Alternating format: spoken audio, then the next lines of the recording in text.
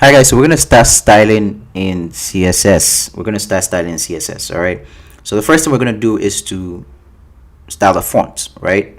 The entire body fonts, right? So the entire web page. To do that, we're gonna use body. Remember, to start an element, you need to call the elements, all right? But before we do that, we want to change the font. So you go to fonts.google.com. Let me just make this bigger. So you go to fonts.google.com and then you can pick your fonts. Yeah, so fonts.google.com. So you can look at what fonts you like and then pick that. I'm gonna go for yes, Anton. I'm gonna go for this, and then you click on select style, and I'm gonna use the import, and then I'm gonna copy all of this apart from the style. Yep, and I'm gonna paste that here. I'm gonna paste that here. So you just paste it just so it's bigger so you can see. So I'm going to paste it here, and now in the body, so that's on the top of the body, and now in the body you can paste the font family. Basically that's saying font family, what you want the font to look like. All right, so we just copy and paste. Let's put that here and bring it back here. All right, and just do paste. Okay, so that's the body, and then save that. You can see that the font has changed, right? We can also change the font size. So we can say font size is 17px. Yep, that's the size. If you want to see that it's bigger, you can say 30px. Then it becomes bigger, but we don't want that. So let's keep it at 20. All right, 20px. Now, if we want to start another element, so in this case, let's say we want to start the h2 because we want to change the color. We can just start specific element and say h2, and then say background color. And let's make the background color, sorry, let's make it purple, but I don't want this purple. So you can touch with Visual Studio Code, you can touch and then change the styling. So I want this one rather, right? Oh, sorry, not background color because I don't want to change the background. I just want the text to change. So yes, that's what you get. Change the text. And now we can start styling the actual form, right? So you need to say form if we want to style the actual form.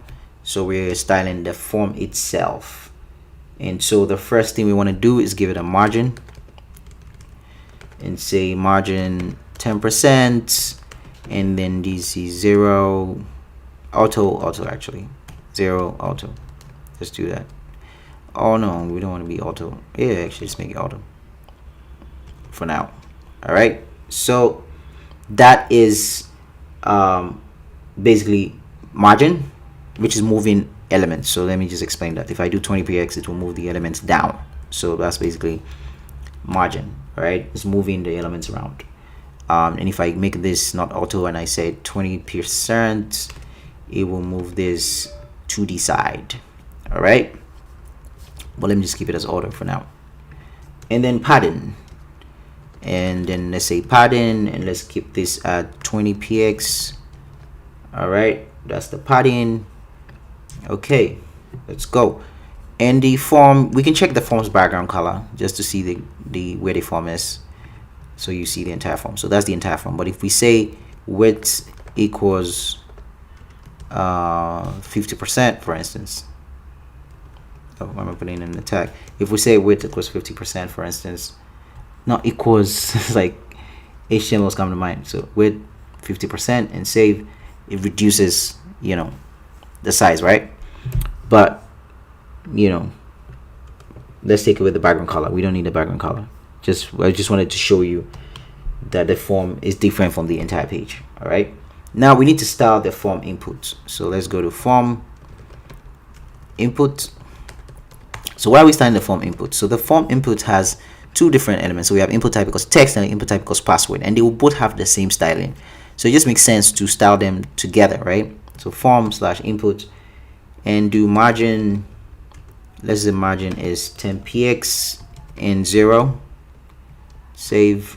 All right, and so margin is 10px for the top and the bottom, and left and right will not change. That's what this is saying. And then padding would be, this is where it starts to get interesting, 15px and 10px. Yeah, right, becomes bigger. Okay, Now after doing this, we need to add a border. So border is basically what you see here, this line. And so border, the different kinds of border, so we'll say solid. I'll show you the other ones in a bit. One px, and I'll use the same color just so that we have some alignment. Yep. And save. How you can really see it is if I increase it to 5px, you can see the thickness, but I want that. I just want 1px. The different kinds of borders too, that we have dotted. So if I do this, it would show a dotted sign. If I increase it, you can see it better, right? But we don't want that as well. We just want solid. So we'll say solid. Save. That's it. Now we can add a border radius so that it's just curvy there. It's not, you know, radius, let's say 15px. Yeah, so it's curvy a bit. All right, now we can work with the button as we try and wrap this up. So we can say button, and then button will be color. Let's do the color first. So background color, let's just use the same color, right? Yep. And then text will be white. So color for the text of the element will be color white. Save. And then padding, we need to give it a padding. So padding will be 15px and then 20px. Let's do that. Save. Now that makes it bigger. And then we can do a cursor pointer, because right now it's not pointing, so we want to make it pointing. So we'll say cursor, and then we say pointer.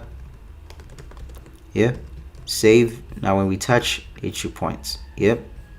So cursor pointer, and then border radius.